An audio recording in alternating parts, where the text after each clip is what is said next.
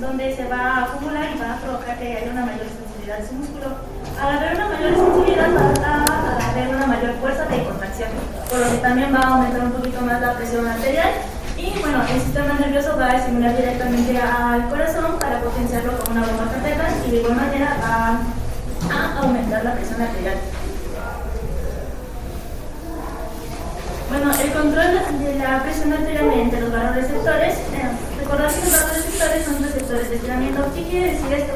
Que al haber un aumento de la presión arterial se van a estirar y va a haber una transmisión de señales al sistema nervioso central. En el sistema nervioso central, estas van a generar señales de retroalimentación que van a viajar por el sistema nervioso autónomo hacia la circulación, lo que va a disminuir la presión arterial. Y bueno, los vasoreceptores se encuentran principalmente en las dos arterias carótidas, pero se van a encontrar en mayor concentración en el seno carotilio. En el seno carotilio van a viajar, los impulsos de los huesos van a viajar por el nervio de Henry hacia el nervio glosofaringeo, y del nervio glosofaringeo van a viajar hasta el núcleo del tracto solitario en el bulbo. Y bueno, ya por último de mi parte, como respuestas de los vasoreceptores a los cambios de presión, se nos menciona que los vasoreceptores no generan ningún cambio en la presión al encontrarse en una presión muy baja. Vaya, si van de entre 0 a 60 milímetros de mercurio, no ejerce ningún cambio en la presión arterial, pero al ir aumentando la presión arterial hasta aproximadamente 100 milímetros de mercurio, va a generar un cambio importante en la presión. Pero al aumentar hasta 180 milímetros de mercurio va a llegar al máximo de impulsos de los estímulos. Y bueno, ya en cuanto al reflejo circulatorio iniciado por los vasoreceptores, en esta imagen acá es un ejemplo de que al pinzar las ambas carótidas va a haber una disminución de la presión y también va a haber una inhibición de los impulsos. Bueno, al pinzarlos se va a disminuir la presión, van a disminuir también los impulsos generados por los vasoreceptores, y a su vez se va a generar una respuesta inhibitoria del sistema parasimpático. Esto va a causar que haya una mayor actividad sobre el centro vasomotor, lo que va a aumentar la presión arterial hasta 150 milímetros de mercurio. Esto se va a sostener así hasta que las carótidas sean liberadas nuevamente y la presión va a disminuir a 100 milímetros de mercurio.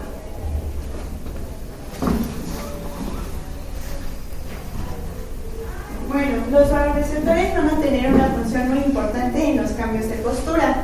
Por ejemplo, cuando una persona está tumbada y se levanta, este movimiento brusco va a causar que haya una disminución en la presión arterial, lo cual podría causar una pérdida de la conciencia. Sin embargo, esto no ocurre debido a que, va a disminuir la presión y los vasoreceptores van a mandar un reflejo que va a causar una descarga del sistema simpático hacia todo el cuerpo. De esta manera va a minimizar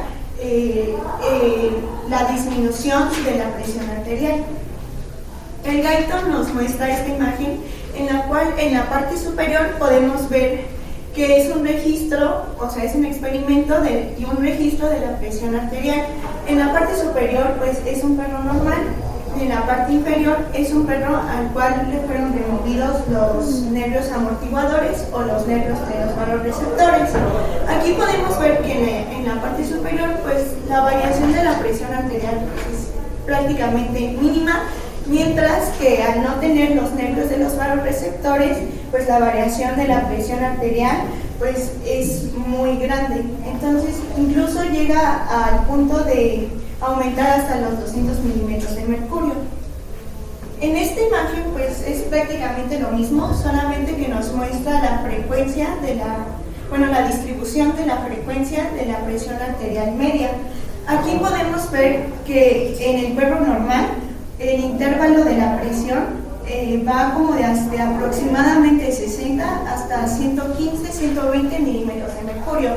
Mientras que en el perro denervado la curva pues se aplana y el intervalo de la presión pues va a crecer exageradamente, yendo desde 50 milímetros de mercurio hasta aproximadamente 160. ¿Esto qué nos quiere decir? Nos quiere decir que los vasoreceptores van a tener, su función principal va a ser disminuir la variación de los cambios de presión arterial minuto a minuto. Ahora, el Guyton nos plantea una pregunta muy importante. ¿Los vasoreceptores funcionan o son importantes en la regulación a largo plazo de la presión arterial? ¿Ustedes qué piensan?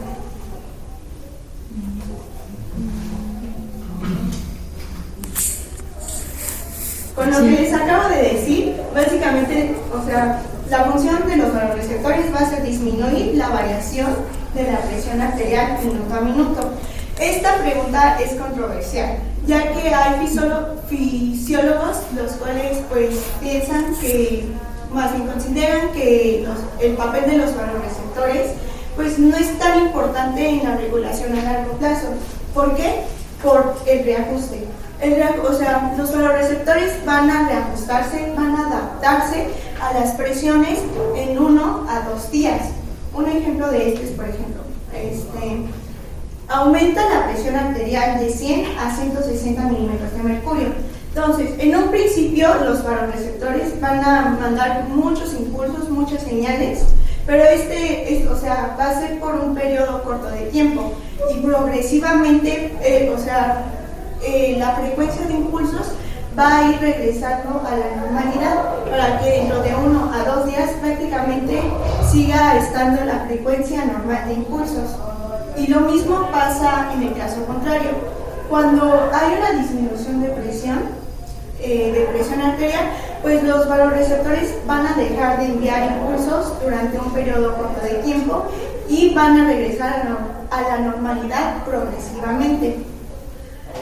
Y bueno, esta tendencia al reajuste o a la adaptación a las presiones pues va a disminuir en gran medida la potencia de los vasoreceptores como sistema de control de la presión arterial. Sin embargo, ha habido experimentos que demuestran que los vasoreceptores no se van a reajustar completamente. Entonces, cuando hay, esto quiere decir que, sí van a servir para la regulación a largo plazo de la presión arterial. ¿Y esto cómo sucede? Bueno, pues esto es al disminuir el sistema simpático renal y, por ejemplo, cuando hay un aumento de la presión arterial, los vasoreceptores van a mediar la disminución de la actividad simpática renal y por lo tanto va a aumentar la excreción de sodio y de agua. Ahora, perdón.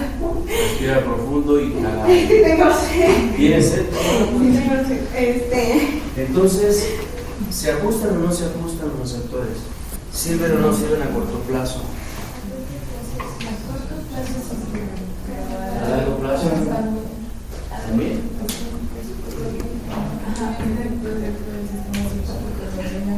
Entonces eso favorece la excreción de sodio y agua para disminuir el volumen. Pero entonces el riñón ahí juega su papel. En sí, el vasoreceptor, en cuanto siente la distensión, manda impulsos e inhibe y controla.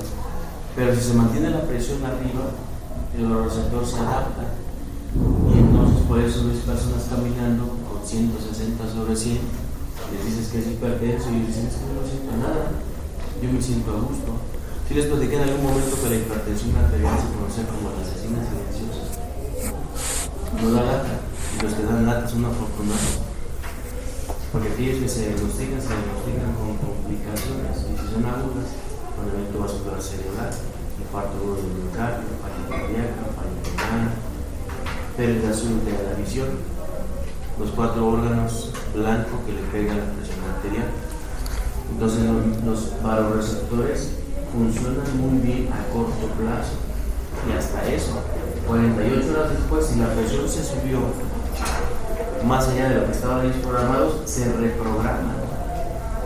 Pero si notan ustedes en el flujo de control de la autorregulación de la presión arterial, hay un rango de 50 a 150.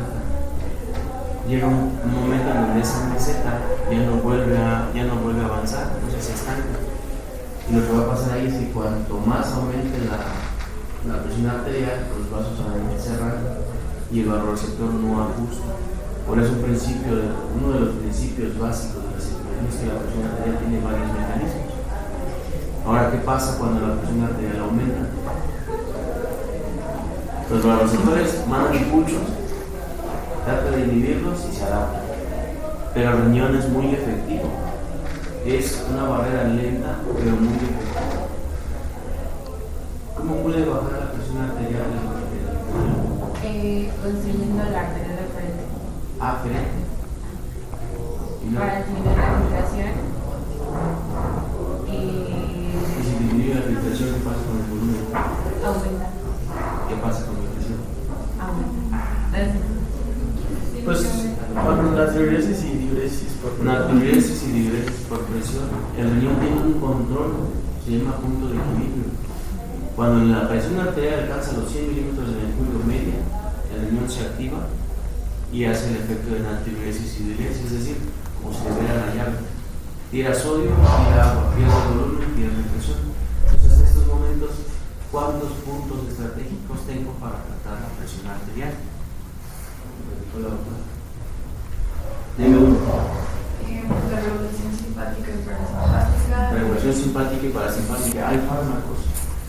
Alfa-metildopa, metildopa, inhiben la presión arterial, el sistema simpático, y por lo tanto no hay vasoconstricción y no hay aumento de la resistencia ni aumento de la presión. No hay compresión de las venas para que haya un mayor retorno venoso. Y si no hay retorno venoso adecuado, la presión arterial no va a aumentar. ¿Sí? ¿Cuál otro? ¿Doc? El control renal. ¿Cómo? Bueno, como el control renal es a largo plazo, los vasoreceptores solo van a actuar en un rango, mientras que el control renal va a establecer el volumen sistémico. ¿Cómo? Mediante la regulación de la excreción, ya como mencioné. Natriuresis y diuresis por Natriuresis por presión. ¿Qué tendría que hacer para que yo controle la presión con el riñón? Si me va al farma, están incluyendo un tratamiento hipertensivo, unos problemas de salud más. ¿Qué fue? ¿Se van a explicar una otra? Sí. Todo el tiempo.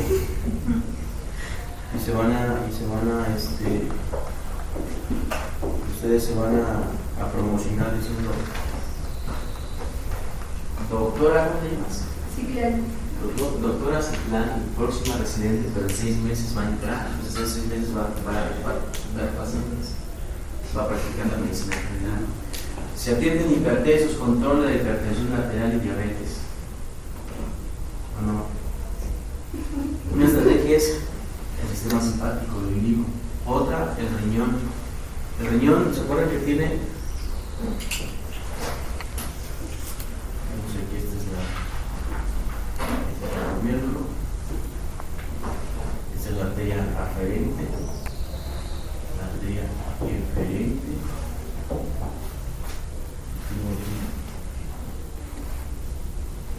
una cápsula de goma.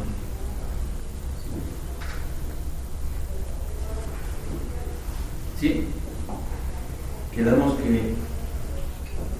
la sangre que llega aquí va a generar una presión capilar muy alta. ¿Cuál es la presión capilar del riñón? ¿Cuánto? Hasta 60. El riñón tiene una presión capilar hidrostática de hasta 60. Esto hace que haya filtración porque la presión en la cápsula de Bowman, ¿de cuánto es? 18. Entonces hay una diferencia importante, no hay proteínas acá, aquí sí hay proteínas. ¿Qué pasa si yo comprimo la arteria aferente? El flujo sanguíneo no llega acá, la presión aumenta acá y no filtra. Entonces, si lo comprimo acá, conservo volumen y aumento la presión. Si yo comprimo acá, o sea, ¿qué pasa si yo actúo aquí? ¿Qué pasa si yo inhibo esa arteriola eferente en lugar de que esté así, la hago? Aumenta la presión hidrostática. ¿Sí? Si aquí entra, aquí tiene que cerrar para que se mantenga presión hidrostática, ¿cierto o falso? Pero si yo lo inhibo, la presión hidrostática de 60 aquí, ¿cómo va a estar? Es un conducto, acuérdense que la circulación es un conducto. Es un tubo retorcido, pero sigue siendo un tubo. Todo el aparato circulatorio. Entra la sangre de acá, se filtra y sale por acá. Y luego esto se baja así, se va pegadito acá, se llaman conductos peritubulares. ¿Se acuerdan de sus clases de esto, no? Este es un conducto peritubular. La nefrona está así, ¿no? Proximal, casa de gente, conector, distal. Aquí entra una arteriola y aquí sale otra. Entra una arteriola y aquí sale la arteriola y se sigue acá, pegadito al túbulo. ¿Para qué? Porque lo que se llegue a filtrar acá se va a reabsorber y va a pasar del túbulo al intersticio y del intersticio al vaso. Y solamente se tira lo que menos síntesis.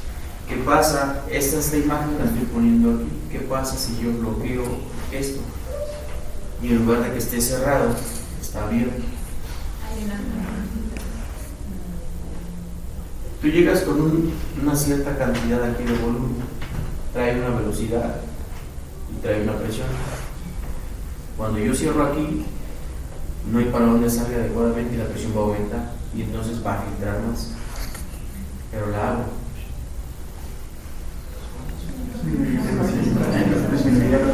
Disminuiría la presión. ¿Por qué disminuiría la presión? Porque ya no está cerrando, porque ya no estoy cerrando aquí. Y entonces, como ya no estoy cerrando acá, se supone que parte de estos túbulos a este nivel, por acá, hay una estructura muy importante que se llama mácula densa, complejo yuxtaglomerular. Está pegadito a la arteriola. Si yo disminuyo, si yo abro, va a disminuir la presión. La cantidad filtrada acá será menor. Aquí llevo agua, llevo sodio, llevo electrolitos, igual que acá. Cuando llega aquí, es un sensor de sodio y de agua. No me está llegando agua adecuadamente. ¿Qué hace? Manda señales, activa el sistema renina angiotensina aldosterona y de esa manera el riñón va a controlar la presión a largo plazo. El problema aquí es si yo bloqueo aquí, entonces la cantidad de flujo va a disminuir, la presión va a disminuir, la presión va a disminuir. Existen fármacos antihipertensivos que actúan aquí. Se llaman inhibidores de la enzima convertidora de angiotensiva. Enalapril, captopril, amipril, perindopril, todas actúan aquí. Y es una manera estratégica de bajar la presión arterial. Digamos 2 puntos estratégicos para la presión arterial: sistema nervioso, renina angiotensina aldosterona. ¿De qué otra manera puedo disminuirla? Puedo hacer lo que hemos platicado. ¿Cómo puedo bajar la presión arterial? Con lo que ya hemos platicado hasta el momento. Bajar la hormona antidiurética. Bajar la hormona antidiurética. ¿Puedo tratar de inhibir la hormona antidiurética? Sí. Al inhibir la hormona antidiurética no hay absorción de agua y no hay absorción de sodio a este nivel. Por lo tanto, no va a pasar volumen acá y no va a aumentar la presión. Y la presión va a bajar. Pero para inhibir la hormona antidiurética necesito una estrella hasta el hipotálamo. El mejor inhibidor de la hormona antidiurética se llama alcohol. Entonces por eso una persona orina y uno tiene deshidratado. ¿De qué otra manera puedo bajar la presión arterial?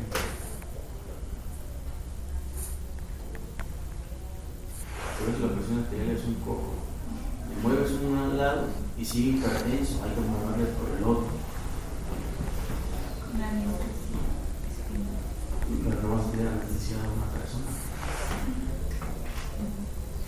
¿Qué pasa si yo actúo sobre la pared de un vaso? ¿Qué pasa si yo actúo ahí? Ustedes en Fisio 1 vieron fisiología de la contracción del músculo esquelético, músculo liso, y nosotros analizamos un impulso eléctrico y una contracción diferente a la del músculo. Las arterias tienen músculo y también tienen un fenómeno de excitación-contracción. También ocupan calcio para poderse contraer. Si yo meto más calcio en la célula de la pared arterial, ¿qué va a pasar con el radio? Disminuye, ¿no? Se viene hacia acá, es decir, se hace más pequeño. Y si se hace más pequeño, la presión aumenta. Hay que inhibirlo, entonces, ¿cómo lo voy a inhibir?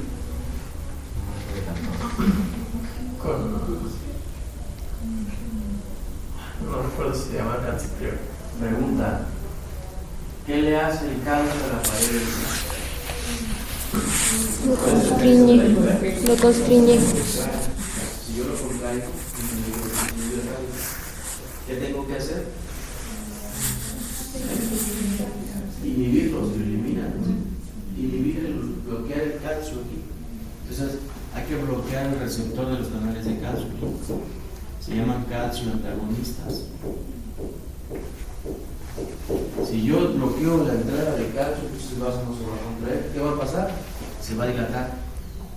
Y aquí están todos los que terminan en pinos: amlodipino, nifedipino, nifedipino. ¿Cuántos llevamos?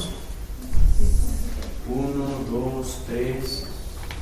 ¿Puedo hablar sobre el sistema renina angiotensina aldosterona?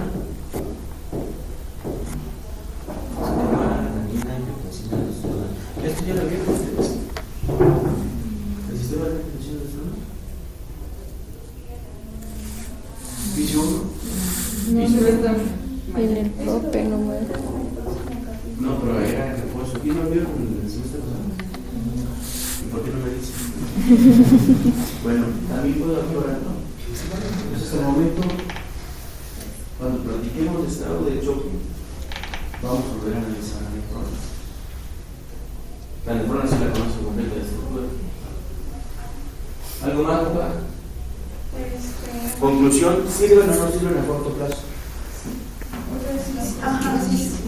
A corto plazo funcionan. Entonces, aquí identificando cuáles son los mecanismos reguladores a corto plazo y a largo plazo de la presión arterial, porque a través de eso ustedes van a poder incluir, van a poder dar tratamientos para sus pacientes hipertensos y conocen todos esos mecanismos. ¿Puede haber hipertensión del pino? Imagínense un paciente que la vea y dice que tiene vaca, y cada vez que va a la clínica la presión arterial aumenta. Y cada vez que se la toman afuera hay una persona que no es profesional de la salud, la presión es normal. Entonces les preguntas: ¿eres hipertenso? ¿Tomas pastillas para la presión alta? Más bien baja. ¿Tomas pastillas para la presión alta? No, pero tomo para la presión baja. ¿Puede pasar eso? Y le toman la presión y la presión está 140, 150. Se va a su casa y la presión es normal. Y como ustedes van a ser muy buenos médicos, después ni tú ni yo le toman un monitoreo ambulatorio de la presión arterial, se llama MAPA. Les ponen un aparatito acá que registra la presión arterial, se las toma a cada hora y saca un promedio de 24 horas. Y ahí evitas el sesgo de que si va a la clínica y que si no va a la clínica. Y resulta que en el mapa ustedes tienen presiones arteriales normales. Para empezar, ¿cuál es la presión arterial normal? ¿Sí? ¿Cuánto es la presión normal? La óptima. 120 sistólica, 80 sistólica, es la que parte de la aorta. Sí, esa es la presión arterial óptima. Puedo tener mi presión arterial óptima todo el tiempo así, 120-80. O sea, si ahorita me tomo la presión va a ser 120-80. Si yo me muevo de aquí a donde está el doctor, será 120-80. Si me pones a hacer 5 sentadillas, será 120-80. ¿Cómo se comporta la presión? ¿Cómo esperaría que estuviera la presión? O sea, va a haber variaciones de acuerdo a la actividad de la persona. De acuerdo a la necesidad del tejido. Entonces la presión varía, puede aumentar, puede bajar. Y entonces imagínense a esta persona que le están tomando la presión y dice: es que estoy preocupado porque me lo tomo ahorita y sale 120-80. Me levanto de dormir y está en 90-60. Y después al mediodía, después de trabajar, está en 130-80. Hay una variabilidad de presión arterial. Pues sí, porque la presión arterial va a estar sujeta también a los cambios en la exigencia de volumen. Pero nunca va a pasar de 140-80. Y nunca tiene que estar por allá más abajo de 90 sistólica. Esa es una diástolica histórica. Entonces tu presión arterial va a decir de 90 sistólica a 139. Y diastólica desde 60 hasta 89. ¿Cuál es lo máximo permitido para mí como persona, como ser humano, y para una persona normal? No más allá de 135. Si está entre 135 y 140, ponlo a hacer antes porque se va a convertir en hipertenso a corto plazo. Es un límite máximo permisible clínico. ¿Sí, claro? Entonces, la presión arterial se gobierna por sí solita, y este paciente o esta persona que estoy platicando, ¿por qué modifica la presión? ¿Por qué cuando llega con usted la presión está alta? Sí, ¿verdad? Pero creo que nos había mencionado del síndrome de la aorta, o sea, al estar en presencia de un profesional de la salud, pues las personas suelen ponerse como más nerviosas, aumenta la frecuencia cardíaca y aumenta la respiración. Lleva síndrome de bata blanca o hipertensión. ¿Por qué se aumenta la presión arterial?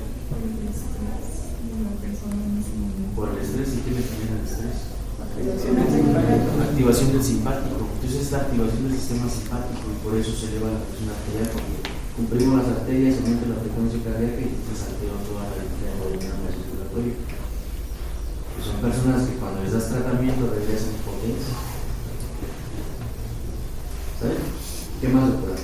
Bueno, también había estudios experimentales que demuestran que una estimulación eléctrica crónica de las fibras nerviosas aferentes del seno carotidio, o sea, las fibras que van desde el seno carotidio hasta el centro vasomotor, o sea, si se estimulan eléctricamente de manera crónica, va a causar que haya una disminución del sistema nervioso simpático y una disminución de la presión arterial de 15 a 20 milímetros de mercurio. Entonces, ¿qué es lo que pasa en la hipertensión crónica? Bueno, aquí la falla va a estar en el reajuste de los mecanorreceptores del seno carotidio. O sea, a pesar de que haya, de que la presión arterial sea alta, los mecanorreceptores del seno carotidio se van a reajustar, se van a adaptar y van a dejar de enviar señales al centro vasomotor. Entonces la falla estaría a nivel de los mecanorreceptores del seno carotidio y no del centro vasomotor. Ay.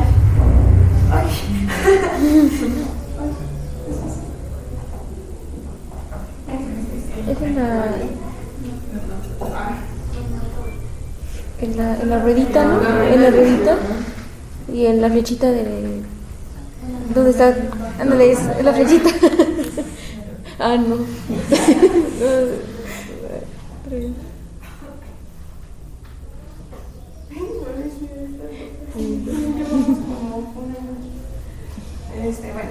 Bueno, ahora vamos a hablar de los quimioreceptores, los cuales son células sensibles a la disminución de los niveles de oxígeno, al aumento de dióxido de carbono y a los niveles de iones de hidrógeno. Va a haber, estos van a medir unos 2 milímetros y va a haber 2 cuerpos carotídeos y de 1 a 3 cuerpos aórticos adyacentes a la aorta. Estos van a excitar fibras nerviosas y junto con los vasoreceptores van a pasar a través de los nervios de Kerrin y vagalles hacia el centro vasomotor. Entonces, cuando hay una disminución en el flujo sanguíneo, una disminución en la presión arterial, los quimiorreceptores van a detectar los niveles altos de dióxido de carbono y de iones hidrógeno, por lo tanto van a mandar un estímulo hacia el centro vasomotor y en consecuencia van a aumentar la presión arterial. Es importante mencionar que los quimiorreceptores van a estar irrigados por una pequeña arteria nutricia, lo cual le va a permitir que estén en estrecho contacto con la sangre arterial. Los quimiorreceptores van a ser relevantes o van a tener mayor control cuando la presión arterial disminuya a 80 milímetros de mercurio. También están los receptores de baja presión, los cuales se van a encontrar en las aurículas y en las arterias pulmonares. Estos van a ser receptores de estiramiento, entonces van a cumplir la función de minimizar los cambios de presión arterial ante los cambios de volumen sanguíneo. ¿A qué responden los quimiorreceptores, doctora? ¿Los qué, perdón? Los quimiorreceptores. Los quimiorreceptores, es que cuando hay bajo flujo va a haber acumulación de dióxido de carbono y de iones hidrógeno. Entonces va a mandar una señal al centro vasomotor. Lo que estimula el CO2 y los hidrógenos. Muy bien. Un ejemplo de los receptores, para darnos cuenta de la importancia de los receptores de baja presión, es cuando se transfunden 300 mililitros de sangre a un perro. Entonces, si todos los receptores están intactos, la presión aumenta ligeramente, 15 milímetros de mercurio. Mientras que si se denervan otra vez los vasoreceptores, el aumento de presión es de 40 milímetros. Y ahora, si se denervan tanto los vasoreceptores como los receptores de baja presión, podemos ver que el cambio de presión es hasta de 100 milímetros de mercurio. Entonces, a pesar de que los receptores de baja presión no detectan la presión arterial sistémica, sí van a detectar el aumento de presión en zonas de baja presión de la circulación, los cuales van a estar dados por un aumento de volumen sanguíneo.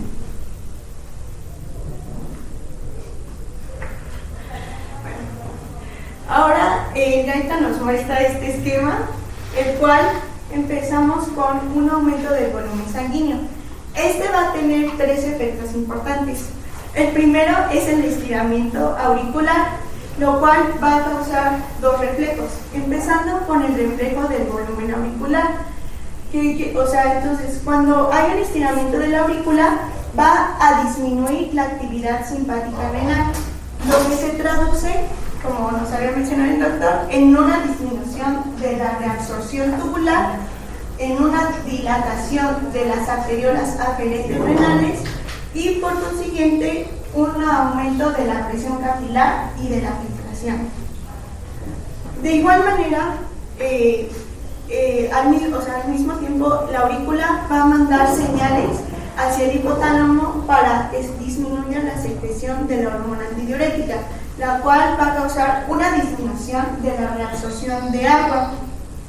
Estos dos van a concluir en un aumento de la excreción de sodio y de agua.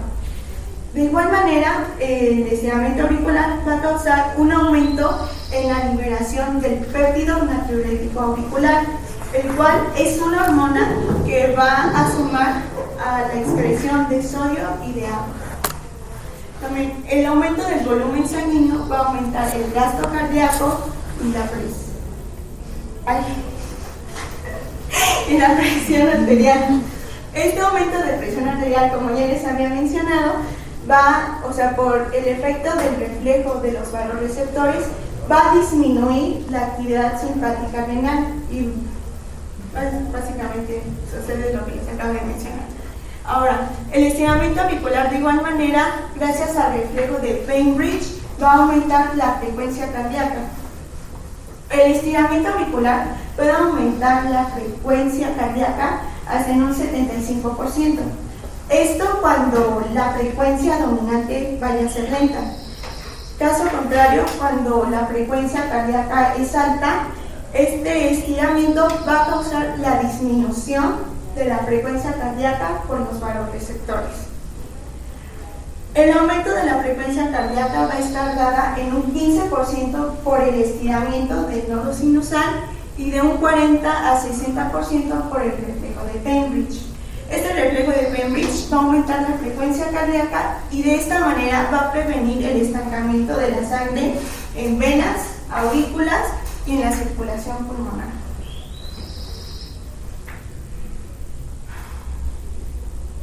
Entonces, ¿me sirve para algo el péptido natriurético auricular? ¿Lo puedo medir? ¿Qué me indica ese estadio? Puede ser de que hay un aumento de volumen.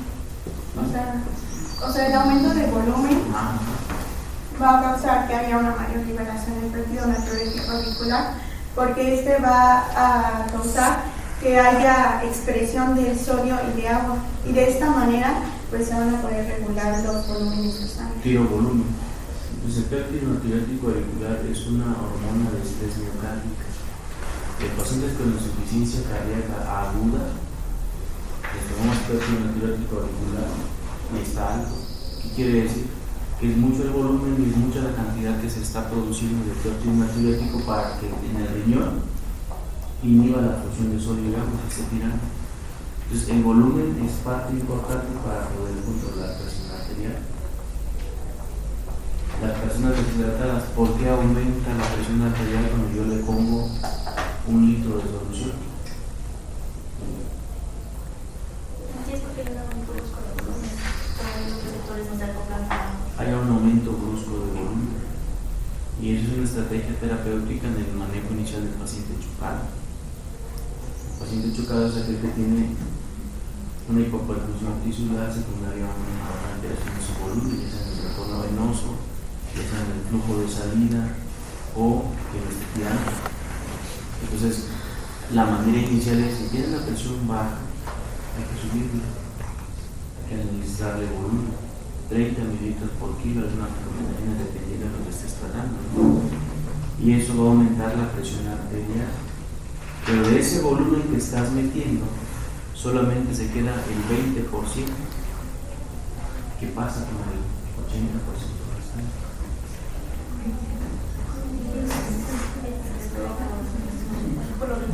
Se excreta por los riñones o se va al tercer espacio. Entonces, de manera inicial sí me funciona, pero imagínate, doctora, que tienes una presión baja en una persona que su problema es infarto agudo del miocardio. Usted necesita, para que pueda circular ese volumen, una buena función de bomba. Infarto agudo del miocardio quiere decir que el músculo se está muriendo, una parte del músculo del corazón se está muriendo, una parte de la pared se está muriendo, porque no llegó flujo sanguíneo y se tapó. Si se contraía así, completito, sincrónico, la parte que está muerta no se va a contraer y entonces será sincrónico la contracción. ¿Qué va a pasar? Y eso va a generar que disminuya el volumen latido o el volumen sistólico. Si disminuye el volumen sistólico, el gasto cardíaco, ¿qué va a pasar con el gasto cardíaco? Al bajar el gasto cardíaco, esos receptores o esos vasoreceptores van a identificar bajas presiones. Los quimiorreceptores van a detectar baja cantidad de CO2 porque el flujo será menor. El flujo donde pasa por el tejido le da de comer a la célula y al mismo tiempo le dice dame tu desecho. Y el principal desecho es CO2. Y lleva una velocidad, porque estoy latiendo normal, pero si claudico, entonces ese flujo sanguíneo será menor y aparte será más lento. Los quimios y los vasos se identifican y ¿qué hacen? Mandan señal al sistema, al centro regulador en el bulbo raquídeo y hacen que la presión aumente. ¿Cómo lo aumenta? Aumenta la frecuencia cardíaca. Si aumenta la frecuencia cardíaca, multiplicado por el poquito volumen latido, trato de ajustar el ritmo cardíaco, porque frecuencia cardíaca por volumen latido se vuelve gasto cardíaco. El problema aquí, doctora, es esta hipotencia. Tu valor normal ya no son 90-60, ahora es 80-50. No es normal. ¿Cuánto tengo de presión arterial media con 80-50? ¿Dónde? ¿30? 80-50, esa es presión del pulso. Y si tengo 30, quiere decir que me falta volumen, ¿no? Tengo una presión del pulso baja. ¿Como 60 o son 60? 80 más 50 más 50 entre 3, 60. ¿Es normal?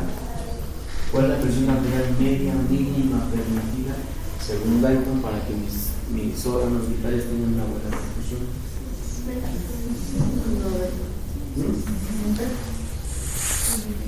65. Estoy por abajo, entonces usted ¿qué tiene que hacer? Subir la presión arterial. ¿Cómo lo lograría, doctora? Eso está bueno. Esa sí me la saqué de la mano. Mira.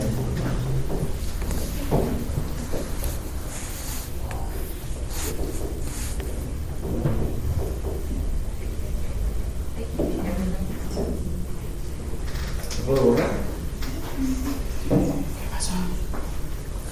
Ya viene la respuesta. Fíjate que ese corazón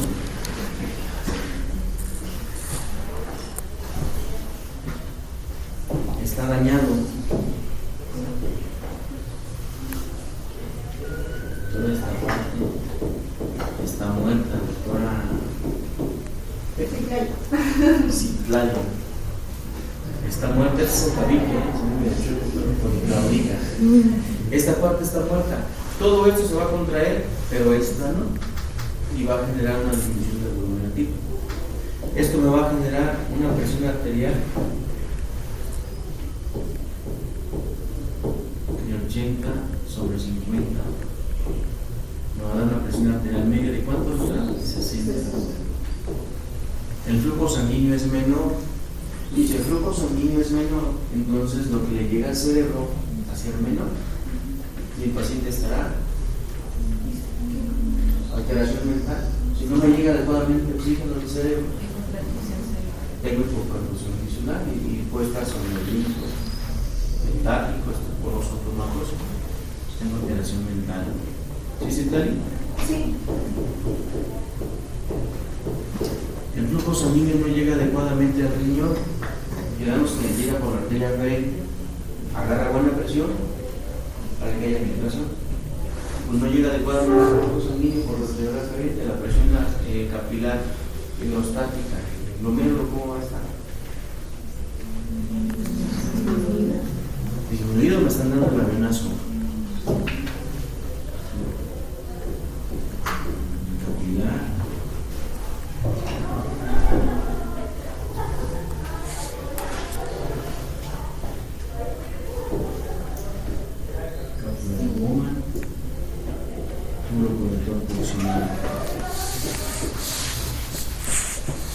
Aquí va a llegar poco flujo porque no estoy bombeando la cantidad suficiente, entonces aquí va a llegar poco flujo.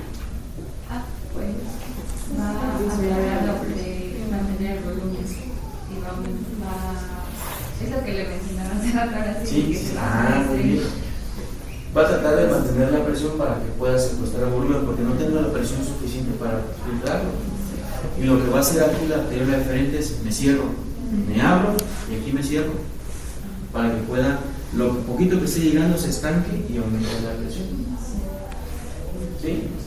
Bueno, esto está pasando en este paciente. Como no tengo presión, no tengo buen flujo, aquí le va a cerrar, tratar de poder mantener la presión. Pero como no hay una buena presión hidrostática capilar, entonces no voy a tener la diferencia de presión necesaria para que haya filtración. O sea, esta filtración aquí va a disminuir. ¿Sí, Citlali? Muy bien. ¿Sí? Más o menos. Más o menos.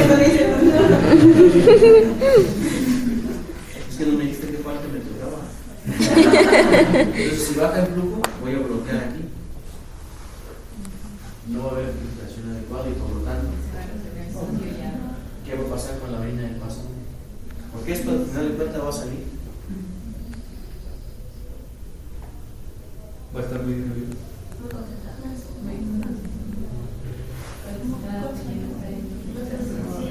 No orina. Pero si yo de acá no estoy sacando, Disuria. no va a haber orina. Muy bien, dato de hipoperfusión, oliguria. Las personas deben orinar entre 0.5 a 1 mililitro por kilogramo de peso por hora. Esto es lo normal, pero en la liguria está menor a 0.5 mililitros. ¿Sí? Entonces, doctora, se te está muriendo. Eso es para empezar, el cerebro, el riñón, y tengo más datos de hipoperfusión tisular. ¿Cómo esperarías encontrar tu pérdida en la diurético auricular? Porque el flujo sanguíneo, el retorno no deja de siempre va a estar llegando, a él no le importa.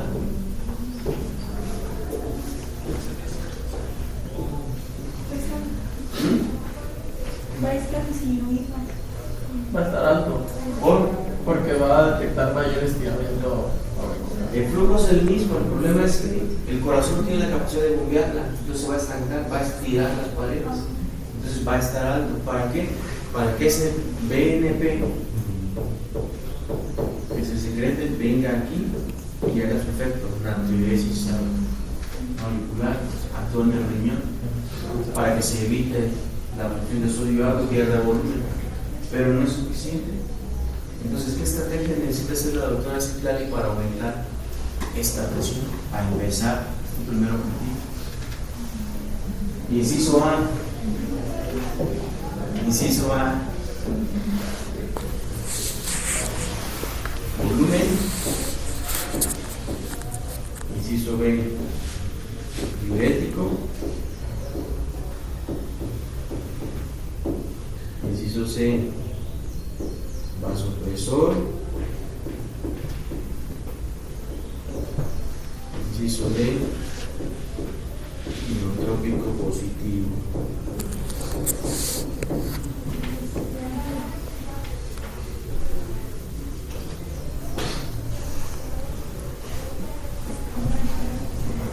Ahora sí vas a contestar tu examen por descarte.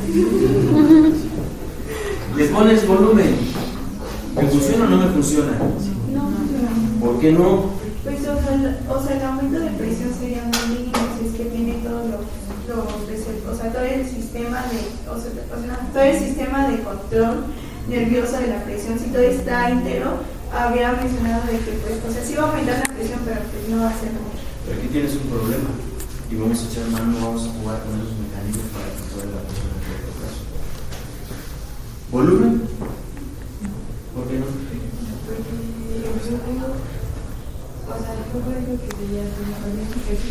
Sí, yo no he perdido volumen. El problema fue que se me tapó la arteria del corazón y hay una parte de mi corazón que está muerta.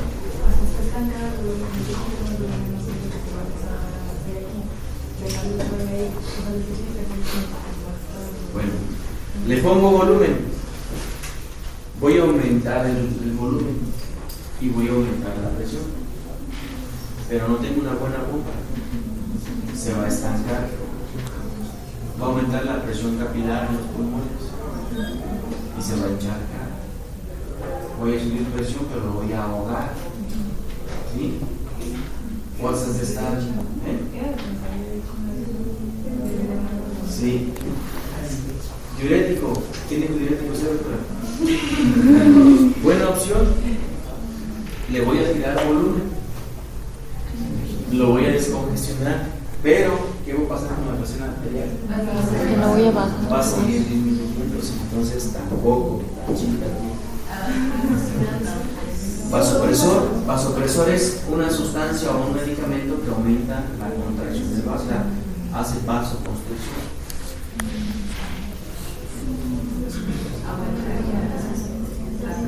Aumento la resistencia, y aumento la presión arterial. El efecto va aquí. De acá sale la aorta, ¿no? Y se va a distribuir en todo el cuerpo. El vasopresor lo que va a ocasionar es contraer los vasos, aumentar la resistencia y aumentar la presión arterial. Muy bien. Voy a aumentar la presión arterial, pero la poscarga a este ventrículo le va a sufrir más. Y oye, estoy claudicando, me pones más fuerza ahí para salir. Entonces me aumenta la presión ahí adelante, pero aquí me sigo cansando, me sigo ahogando. ¿O no, Andy? Es el coco, ¿no? Entonces, ¿qué le vamos a hacer? ¿Me quedo con esto? Inotrópico. Citlali, ¿qué le va a hacer al inotrópico? ¿Sabes qué es un inotrópico?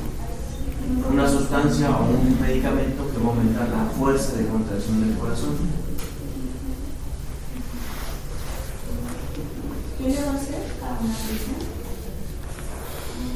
Pues, o sea, yo creo que sería la mejor opción, pero, pero aquí el problema pues sí está de que tiene un infarto. ¿Lo vas a destapar? O sea, pesa. Pero es necesario destaparlo, pero el doctor de vuelo está dando clase. No puede llegar ahorita al intento del corazón, me toca mantenerlo vivo. Sí, en serio, el cardio te dice, oye, pues estabilízame, voy para allá. Y si doctor, no tarde, por favor.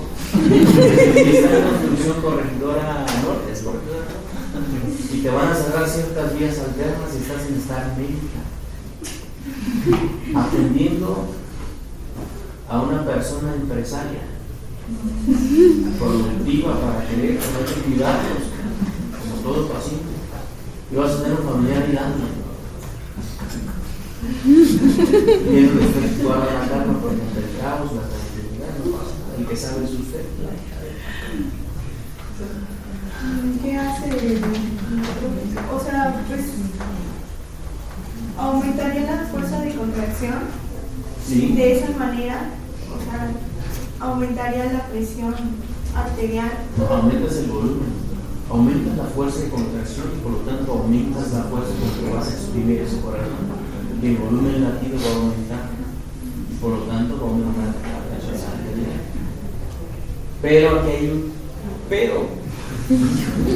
Ah, ya nomás me ve y dice, ¿con qué va a salir ahora?